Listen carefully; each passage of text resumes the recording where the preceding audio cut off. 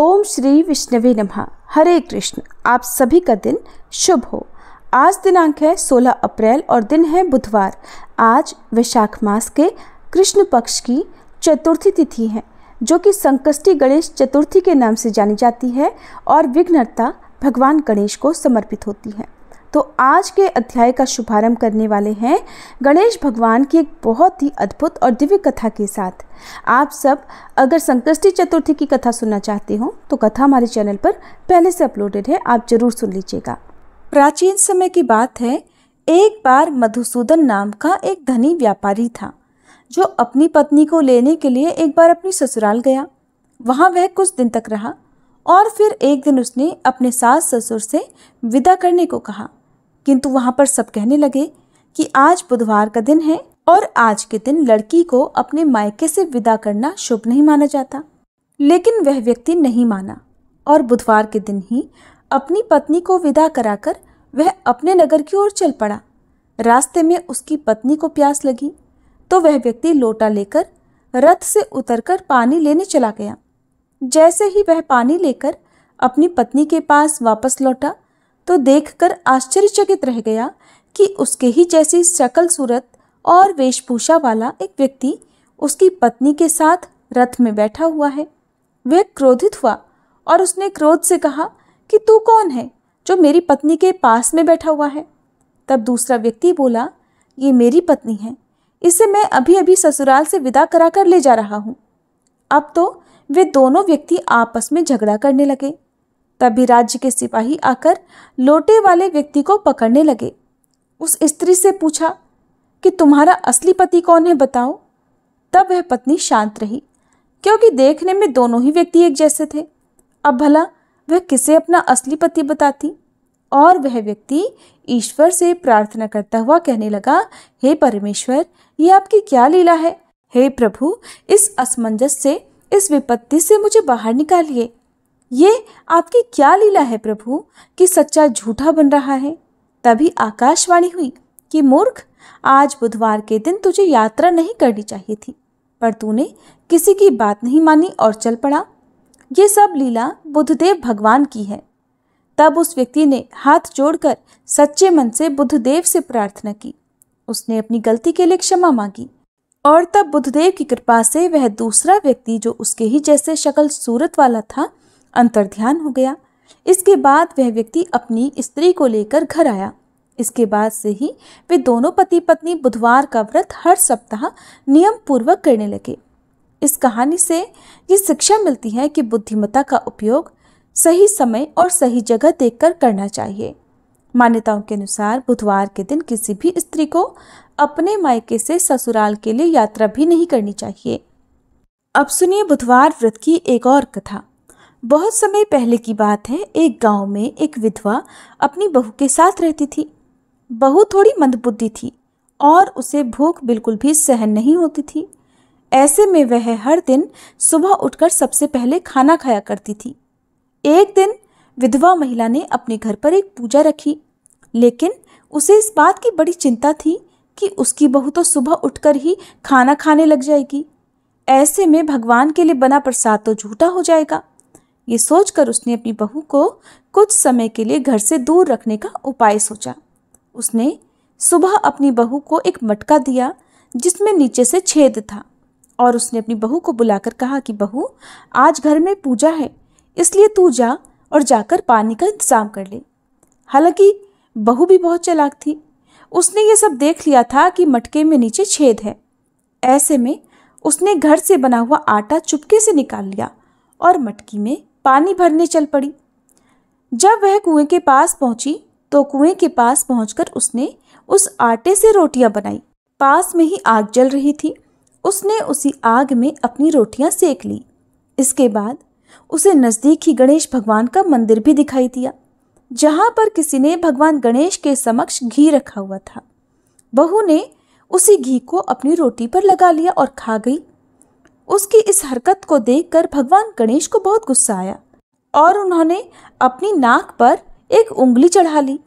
कुछ समय के बाद जब गांव वालों ने देखा तो उन्हें बड़ा आश्चर्य हुआ और उन्होंने भगवान गणेश को लाख समझाने की कोशिश की, लेकिन उन्होंने अपनी उंगली वापस नहीं हटाई। धीरे धीरे ये बात राजा तक पहुंच गई। फिर पंडितों को बुलाया गया और ज्योतिषियों को भी बुलाया गया।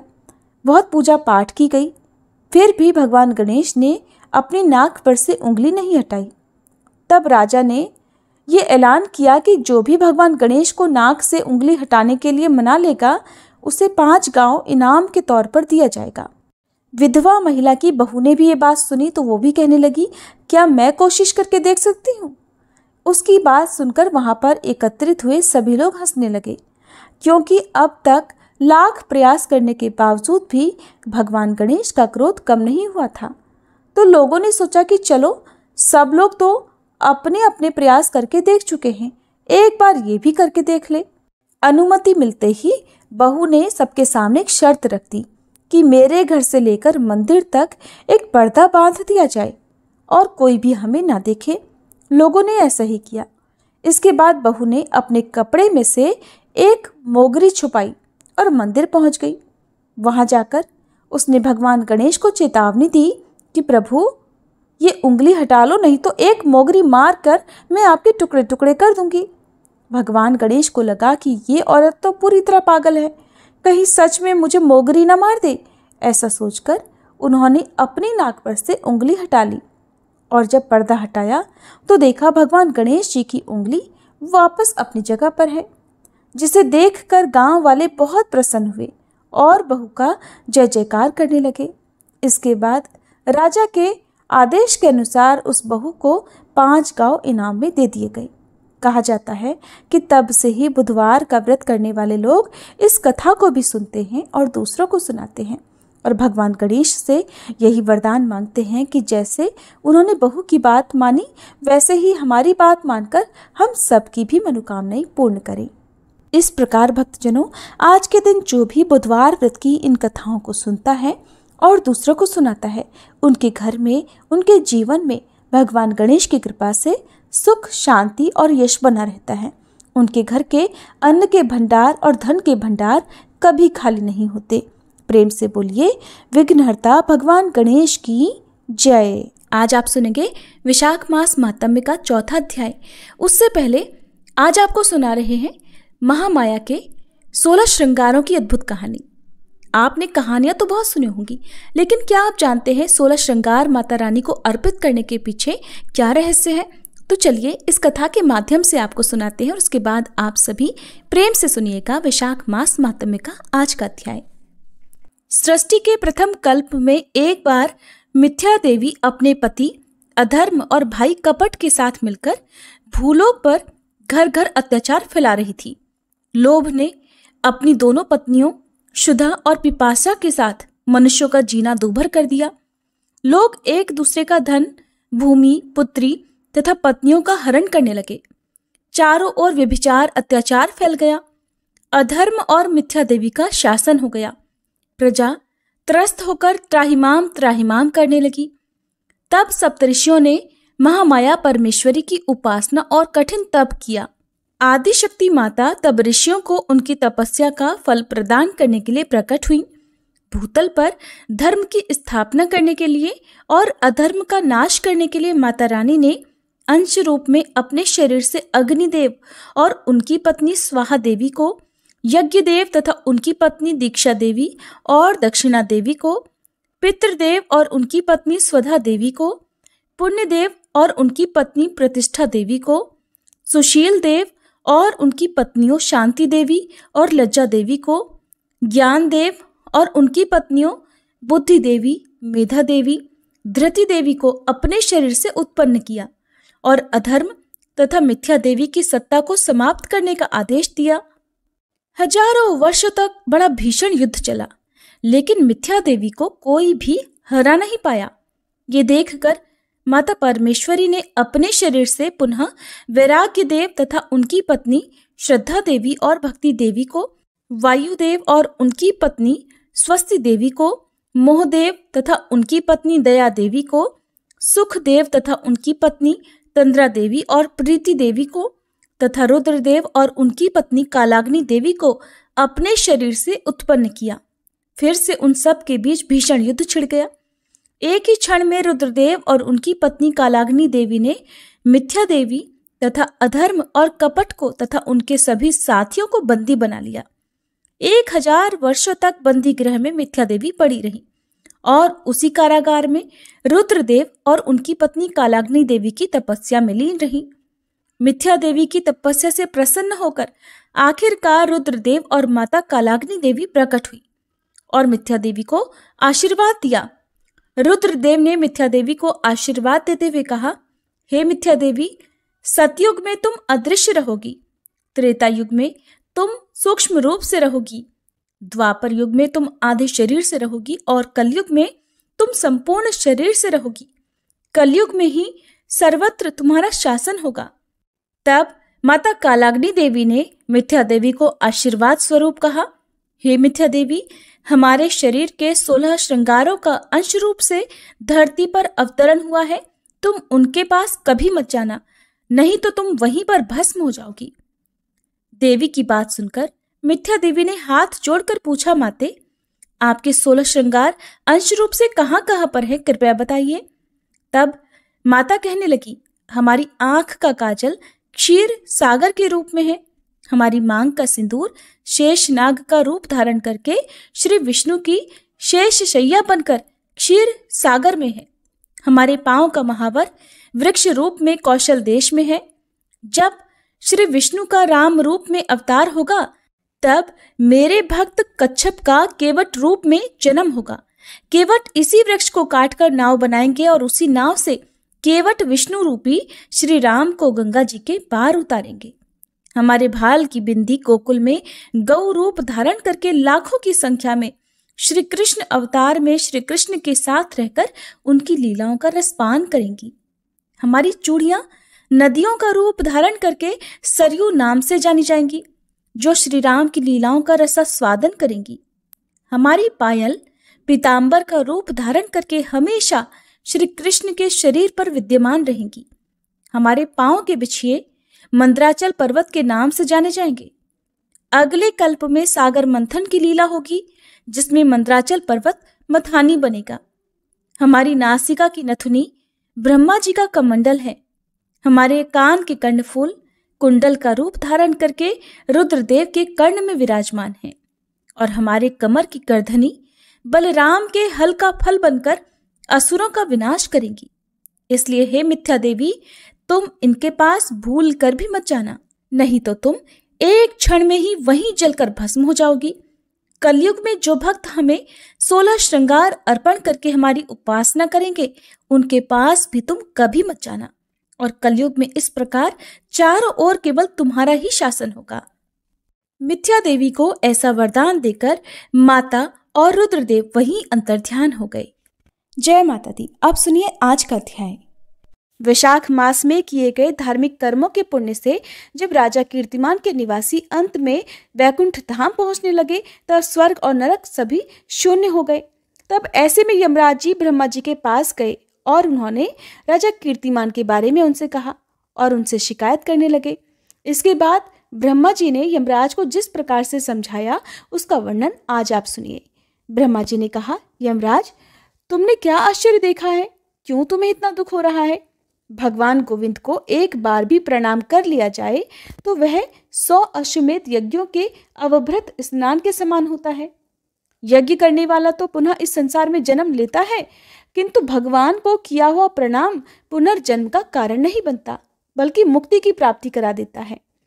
जिसकी जिह्वा के अग्रभाग पर हरि ये 2 अक्षर विद्यमान हैं, उसको कुरुक्षेत्र तीर्थ के सेवन या फिर सरस्वती नदी के जल में स्नान करने से क्या लेना है?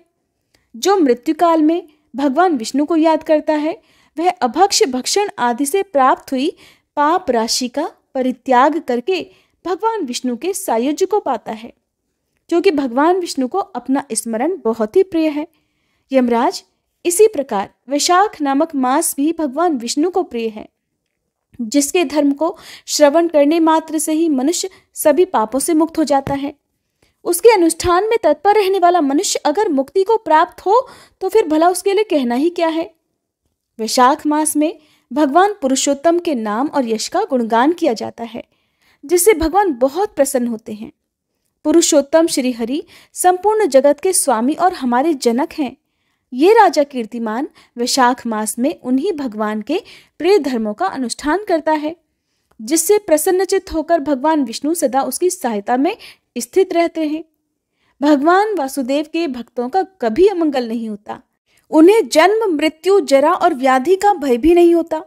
कार्य में नियुक्त किया हुआ पुरुष अगर अपनी पूरी शक्ति लगाकर स्वामी के कार्य साधन का प्रयास करता है तो उतने से ही वह कृतार्थ हो जाता है। अगर शक्ति के बाहर का कार्य उपस्थित हो जाए तो स्वामी को उसकी सूचना दे, उतना कर देने से वह उऋण हो जाता है और फिर सुख का भागी होता है। जिसने उस प्रयोजन को अपने स्वामी से निवेदन कर लिया है उसके ऊपर ना तो कोई ऋण है और ना ही कोई पाप लगता है। अपने कर्तव्य पालन के लिए पूरा प्रयास कर लेने पर प्राणी को कोई अपराध नहीं रहता। ये कार्य तुम्हारे लिए असंभव है, इसलिए इसके विषय में तुम्हें शोक नहीं करना चाहिए। श्री ब्रह्मा जी के ऐसा कहने पर यमराज ने दीनवाणी में कहा, तात, मैंने आपके चरणों की सेवा से सब कुछ पा लिया। तब ब्रह्मा जी ने पुनः समझाते हुए कहा, धर्मराज, राजा कीर्तिमान विष्णु धर्म के पालन में तत्पर हैं। चलो हम लोग भगवान विष्णु के पास चलते हैं और उन्हें सारी बात बताकर उसके बाद उनके कहे अनुसार कार्य किया जाएगा। वे ही इस जगत के कर्ता, धर्म के रक्षक और नियामक हैं। इस प्रकार यमराज को आश्वासन देकर ब्रह्मा जी उनके साथ ही क्षीर सागर के तट पर गए। वहां उन्होंने सच्चिदानंद स्वरूप गुणातीत परमेश्वर श्री विष्णु की स्तुति की। ब्रह्मा जी की स्तुति से संतुष्ट होकर भगवान श्री हरि वहां प्रकट हो गए। यमराज और ब्रह्मा जी ने तुरंत ही उनके चरणों में मस्तक झुकाया। तब भगवान श्री हरि ने मेघ के समान गंभीर वाणी में उन दोनों से कहा कि आप लोग यहाँ क्यों आए हैं। तब ब्रह्मा जी कहने लगे, प्रभो, आपके श्रेष्ठ भक्त राजा कीर्तिमान के शासनकाल में सभी मनुष्य वैशाख धर्म के पालन में तत्पर होकर आपके अविनाशी पद को प्राप्त हो रहे हैं। इससे पूरी यमपुरी सूनी हो गई है। उनके ऐसा कहने पर भगवान विष्णु हंसते हुए बोले, मैं लक्ष्मी को त्याग दूंगा। अपने प्राण, शरीर, श्रीवत्स, कौस्तुभ मणि, वैजंती माला, श्वेत द्वीप, वैकुंठ धाम, क्षीर सागर, शेषनाग और गरुड़ जी को भी छोड़ दूंगा, लेकिन अपने भक्त का त्याग नहीं कर सकूंगा, जिन्होंने मेरे लिए सब भोगों का त्याग करके अपना जीवन तक मुझे सौंप दिया है, जो मुझ में मन लगाकर मेरे स्वरूप को हो गए हैं। उन महाभाग भक्तों को मैं भला कैसे त्याग सकता हूँ। राजा कीर्तिमान को इस पृथ्वी पर मैंने 10,000 वर्षों की आयु दी है। उसमें से 8,000 वर्ष तो बीत गए। शेष आयु और बीत जाने पर उसे मेरा सायुज्य प्राप्त होगा। उसके बाद पृथ्वी पर बेन नामक दुष्टात्मा राजा होगा, जो सभी वेदोक्त महाधर्मों का लोप कर देगा। उस समय वैशाख मास के धर्म भी छिन्न भिन्न हो जाएंगे। बेन अपने ही पाप से भस्म हो जाएगा। इसके बाद मैं पृथु होकर पुनः सब धर्मों का प्रचार करूंगा। उस समय लोगों में वैशाख मास के धर्म को भी प्रसिद्ध करूंगा।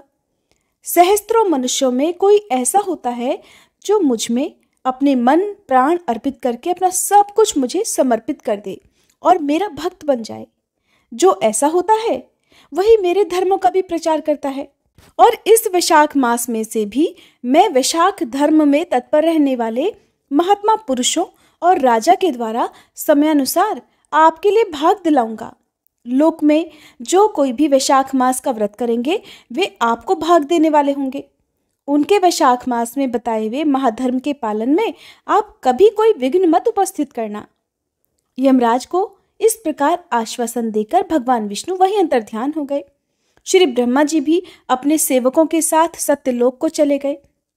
उनके बाद यमराज जी भी अपनी पुरी को पधार गए। वैशाख मास की पूर्णिमा को पहले धर्मराज के उद्देश्य से जल से भरा हुआ घड़ा, दही और अन्न देना चाहिए।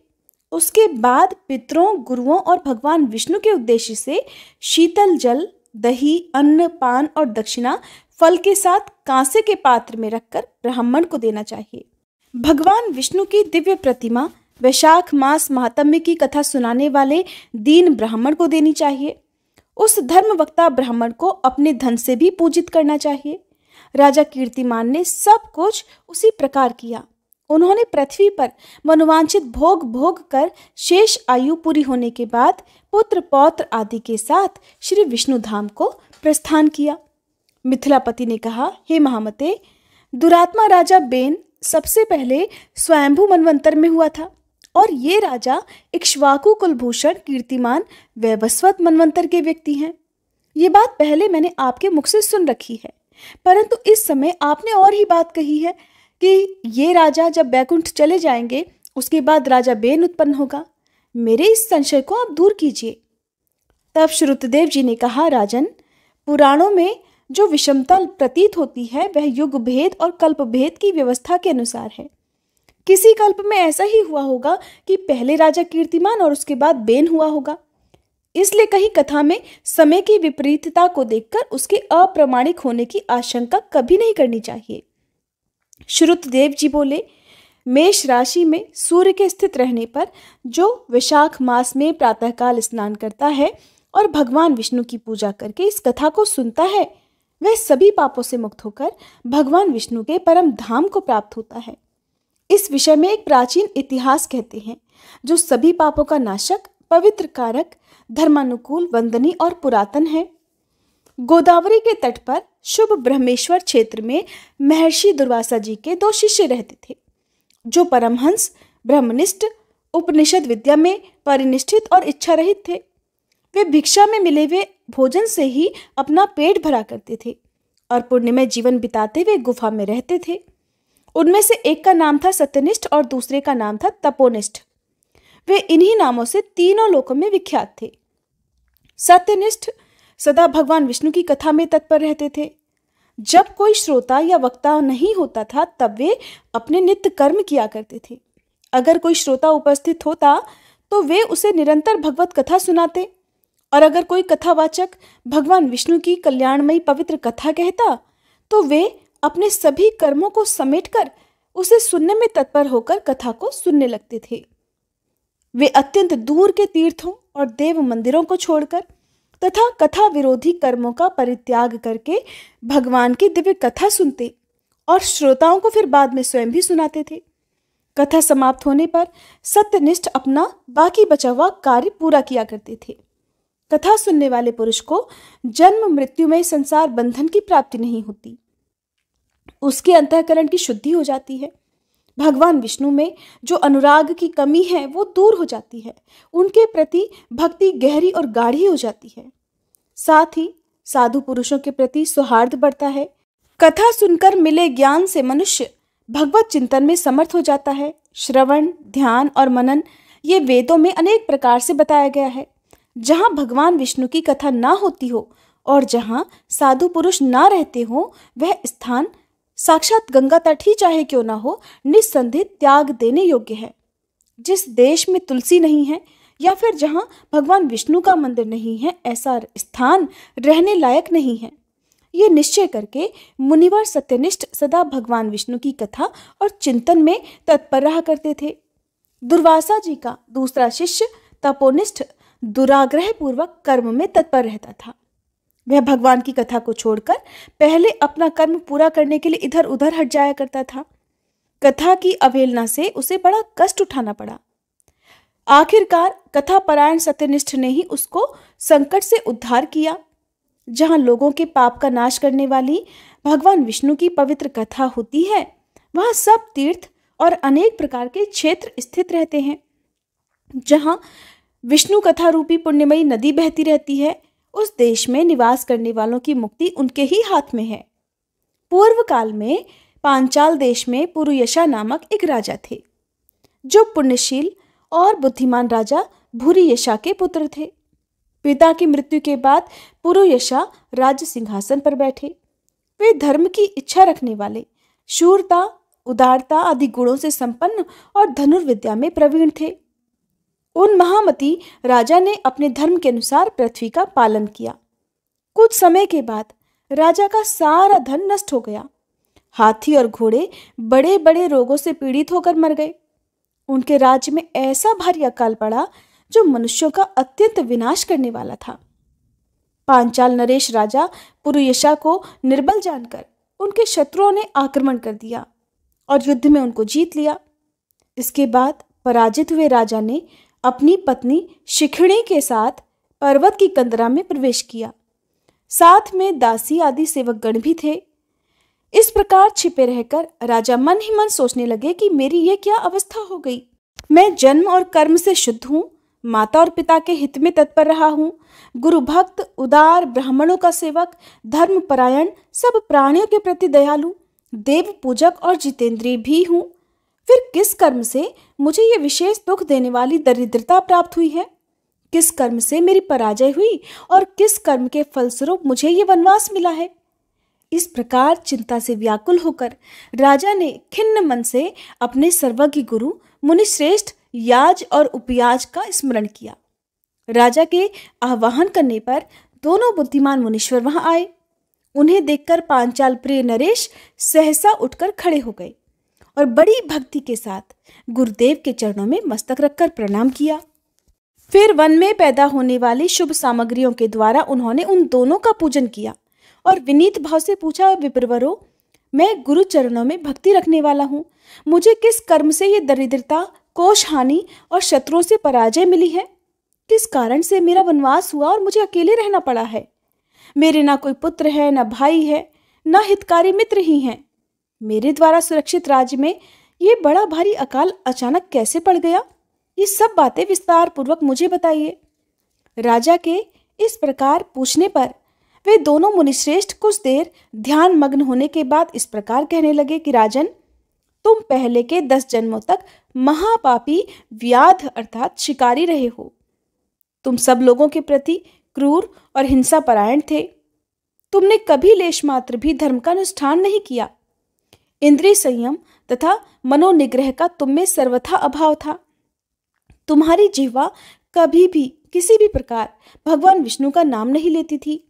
तुम्हारा मन गोविंद के चारु चरणारविंदों का चिंतन नहीं करता था और तुमने कभी मस्तक झुकाकर परमात्मा को प्रणाम भी नहीं किया।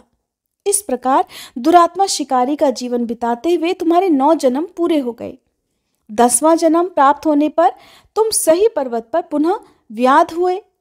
वहां सभी लोगों के प्रति क्रूरता करना ही तुम्हारा स्वभाव था।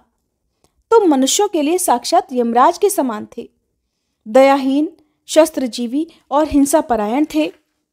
अपनी स्त्री के साथ रहते हुए राह चलने वाले पथिकों को तुम बड़ा कष्ट दिया करते थे। बड़े भारी शठ थे। इस प्रकार अपने हित को न जानते हुए तुमने बहुत सारे वर्ष बिता दिए। जिनके छोटे छोटे बच्चे हैं, ऐसे हिरणों और पक्षियों के वध करने के कारण तुम दयाहीन दुर्बुद्धि को इस जन्म में कोई पुत्र ही नहीं प्राप्त हुआ। तुमने सबके साथ विश्वासघात किया, इसलिए कोई तुम्हारा सहोदर भाई नहीं हुआ। मार्ग में तुम सबको पीड़ा देते रहे, इसलिए इस जन्म में तुम मित्र रहित हो। साधु पुरुषों के तिरस्कार से शत्रुओं द्वारा तुम्हारी पराजय हुई है। अपने पूरे जीवन में कभी भी दान न देने के दोष से तुम्हारे घर में दरिद्रता प्राप्त हुई है। तुमने दूसरों को सदा परेशानी में डाला, इसलिए तुम्हें दुस्सह वनवास मिल गया। सबके अप्रिय होने के कारण तुम्हें असह्य दुख मिला है। तुम्हारे क्रूर कर्मों के फल से ही इस जन्म में मिला हुआ राज्य भी छिन गया है। वैशाख मास की गर्मी में तुमने स्वार्थवश एक दिन एक ऋषि को दूर से तालाब बता दिया था और हवा के लिए पलाश का एक सूखा पत्ता दे दिया था। बस जीवन में इस एक ही पुण्य के कारण तुम्हारा ये जन्म परम पवित्र राजवंश में हो गया। अब अगर तुम सुख, राज, धन, धान्य आदि संपत्ति, स्वर्ग और मोक्ष चाहते हो या फिर सायुज्य और श्री हरि के पद की इच्छा रखते हो तो वैशाख मास के धर्मों का पालन करो। इससे सब प्रकार के सुख तुम प्राप्त कर लोगे। इस समय वैशाख मास चल रहा है। आज अक्षय तृतीया है। आज तुम विधि पूर्वक स्नान और भगवान लक्ष्मीपति की पूजा करो। अगर अपने समान ही गुणवान पुत्रों की इच्छा करते हो तो सब प्राणियों के हित के लिए प्याऊ लगवाओ। इस पवित्र वैशाख मास में भगवान मधुसूदन की प्रसन्नता के लिए अगर तुम निष्काम भाव से धर्मों का अनुष्ठान करोगे तो अंतःकरण शुद्ध होने पर तुम्हें भगवान विष्णु का प्रत्यक्ष दर्शन भी होगा। ऐसा कहकर राजा की अनुमति लेकर उनके दोनों ब्राह्मण पुरोहित याज और उपयाज जैसे आए थे वैसे ही चले गए। उनसे उपदेश पाकर महाराज पुरुयशा ने वैशाख मास के सभी धर्मों का श्रद्धापूर्वक पालन किया और भगवान मधुसूदन की आराधना की। इससे उनका प्रभाव बढ़ गया और बंधु बांधव उनसे आकर मिल गए। इसके बाद वे मरने से बची हुई सेना को साथ लेकर बंधुओं सहित पांचाल नगरी के पास आ गए। उस समय पांचाल राजा के साथ राजाओं का पुनः संग्राम हुआ। महारथी पुरुयशा ने अकेले ही समस्त महाबाहु राजाओं पर विजय प्राप्त कर ली। विरोधी राजाओं ने भागकर अलग अलग देशों के रास्तों में आश्रय ले लिया। विजयी पांचाल राज ने भागे हुए राजाओं के कोष, 10 करोड़ घोड़े, 3 करोड़ हाथी, 1 अरब रथ, 10,000 ऊंट और 3 लाख खच्चरों को अपने अधिकार में करके अपनी पुरी में वापस पहुंचा दिया। वैशाख धर्म के महात्म्य से सभी राजा भग्न मनोरथ होकर पुरुयशा को कर देने वाले हो गए और पांचाल देश में अनुपम सुकाल आ गया। चारों तरफ सुख समृद्धि छा गई। भगवान विष्णु की प्रसन्नता से इस धरती पर उनका एक छत्र राज्य हुआ और गुरुता, उदारता आदि गुणों से युक्त उनके 5 पुत्र हुए, जो धृष्टकीर्ति, धृष्टकेतु, धृष्टद्युम्न, विजय और चित्रकेतु के नाम से विख्यात थे। धर्मपूर्वक प्रतिपालित होकर सभी प्रजा राजा के प्रति अनुरक्त हो गई। सारी प्रजा अपने राजा से प्रेम करने लगी। इससे उसी क्षण उन्हें वैशाख मास के प्रभाव का निश्चय हो गया। तब से पांचाल राज भगवान विष्णु की प्रसन्नता के लिए वैशाख मास के धर्मों का निष्काम भाव से बराबर पालन करने लगे। उनके इस धर्म से संतुष्ट होकर भगवान विष्णु ने अक्षय तृतीया के दिन उन्हें प्रत्यक्ष दर्शन दिया। जय श्री कृष्णा। आज का अध्याय समाप्त हुआ। अगले अध्याय में आप जानेंगे राजा पुरुयशा को भगवान का दर्शन, उनके द्वारा भगवान की स्तुति और भगवान के वरदान से राजा की सायुज्य मुक्ति तथा शंख व्याध संवाद के बारे में और व्याध के पूर्व जन्म के वृतांत के बारे में। उम्मीद है हर बार की तरह आज की ये कथा भी आपको पसंद आई होगी।